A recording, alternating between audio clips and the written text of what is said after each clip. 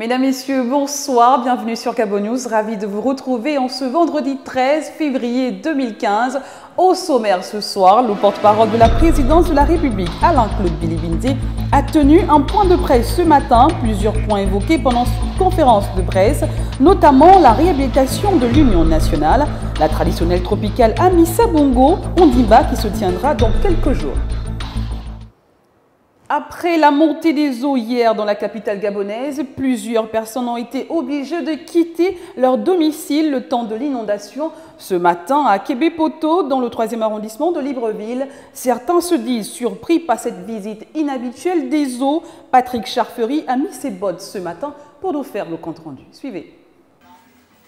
Donc on est dans l'eau depuis la nuit là. Depuis la nuit, on ne dort pas. On est à peine en train de terminer de continuer, regardez la douche. Regardez la douche.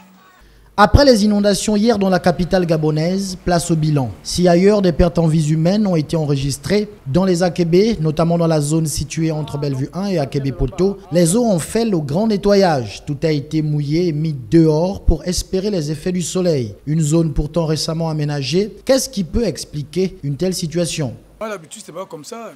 Subitement, aujourd'hui, maintenant, depuis qu'on a fait les canals, ça marche très bien, mais il y a un monsieur qui est venu construire juste à côté, qui a redressé le passage d'eau. C'est ça qui est à l'origine? Oui, c'est ça qui est à l'origine, parce que l'affaire est arrivée à la mairie, parce que là, il n'y a pas eu de suite. On peut voir? Oui, on peut aller voir. C'est là. Le truc est situé là. Le canal est là. C'est là. Vous voyez? Vous voyez le mur? Là, donc regardez le passage d'eau. Hein? Tous ces quartiers-là, quand il pleut sérieusement, regardez le passage d'eau. L'eau ne passe plus assez, donc l'eau est obligée de monter dans nos maisons, ça rentre. Parce que là, ça va tout droit au canal. Le canal qui conduit les eaux vers la Buse a rétréci du fait de la construction anarchique d'une habitation. Le propriétaire, lui, ne veut rien comprendre. Qu'est-ce qui explique? C'est la condition de celui qui est en train de monter sa maison. C'est sa maison qui fait ça. Et ensuite, il serre le canal comme il ne fallait pas. La situation ici s'annonce plus dangereuse pour le mois de mars, connu comme le mois le plus fourni en intempéries. Certains prennent déjà leurs précautions et construisent des forteresses pour être à l'abri. Victime d'un incendie qui l'a complètement ruiné, Obam Sima ne s'est pas encore remis de ce malheur qui l'accable. Transformé en squatteur, le vieil homme n'a plus d'autre alternative. Il appelle à l'aide à ceux pour qui la solidarité est encore une vertu. Retour sur les lieux du drame avec Patrick Charfery.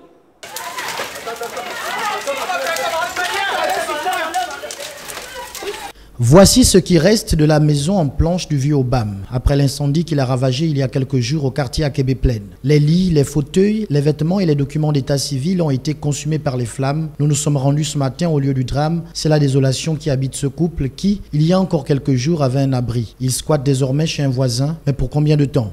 Je souffre maintenant avec mes enfants. On dort maintenant presque au dehors. Mais l'argent que j'ai économisé de faire le train de ma fille, tout s'était brûlé. Mais les habits de ma femme, les habits des enfants, mes habits, tout s'est brûlé.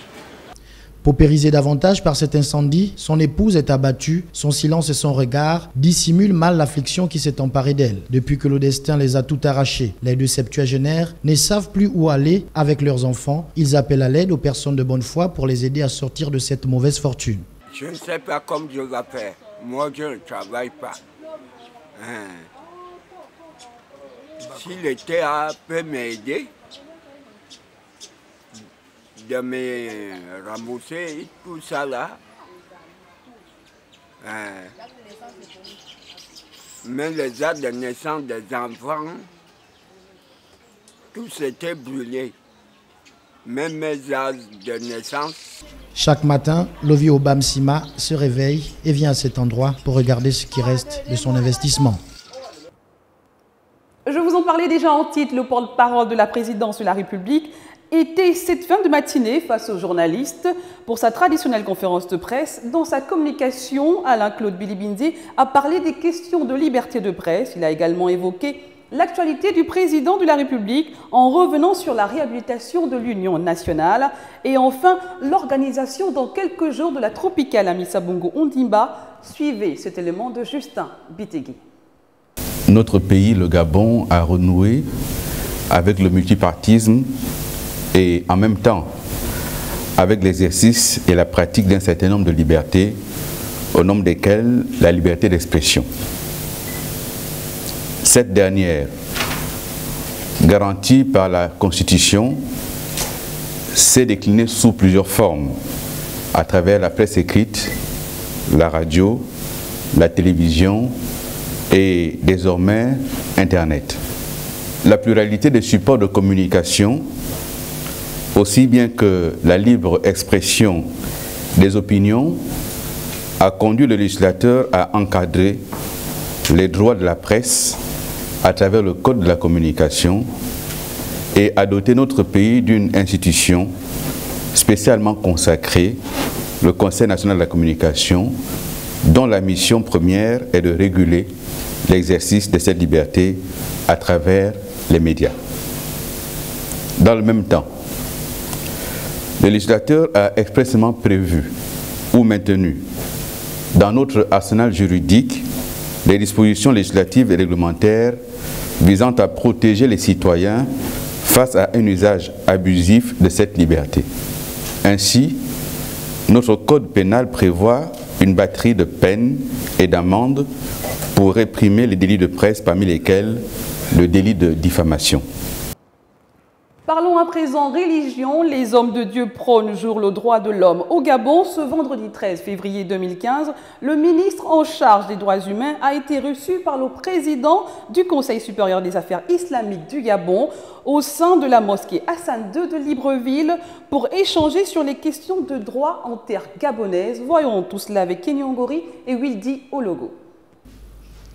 En vue de partager des conseils et de consolider les droits de l'homme au Gabon, le ministre en charge des droits humains a divisé ce matin avec le président du Conseil supérieur des affaires islamiques du Gabon sur des questions d'intérêt commun. Je suis venu en tant que fils de Dieu, en tant que ministre de la République, présenter mes civilités au président du Conseil supérieur des affaires islamiques, présenter les défis de notre ministère qui ne sont pas différents du défi de l'homme de Dieu et partager avec lui les conseils qui doivent nous permettre pour amener les Gabonaises et les Gabonais à un peu plus de discernement pour un plus grand respect des droits de l'homme et de la dignité des personnes humaines.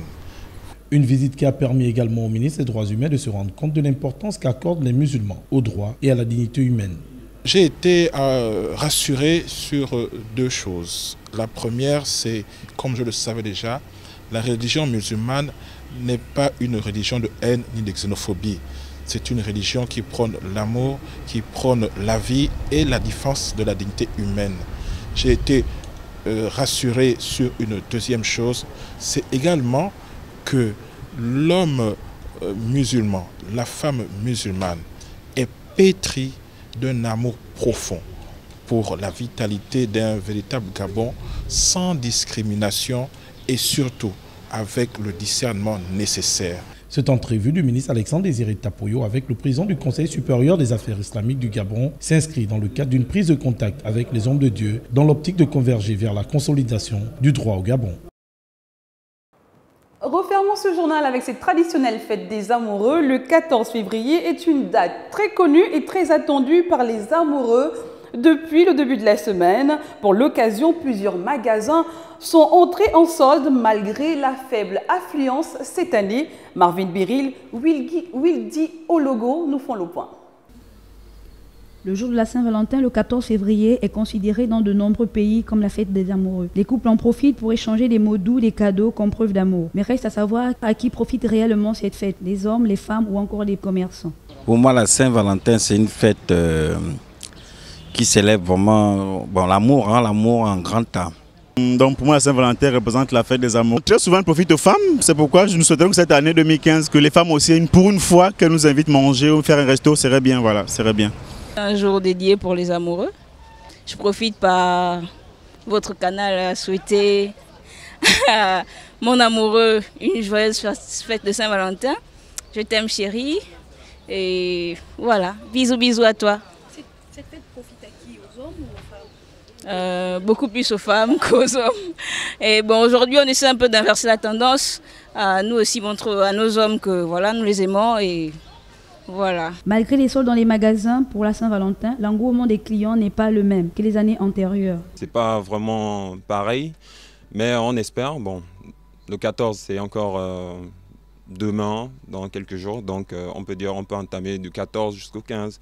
Donc on espère avoir de la clientèle quand même pour des petits articles. Les gens n'affluent pas comme auparavant. On a essayé de sortir tout ce que nous avons en rouge, puisque c'est la couleur du jour, pour quand même attirer les jeunes amoureux, tous ceux qui sont amoureux, de pouvoir passer quand même se faire plaisir.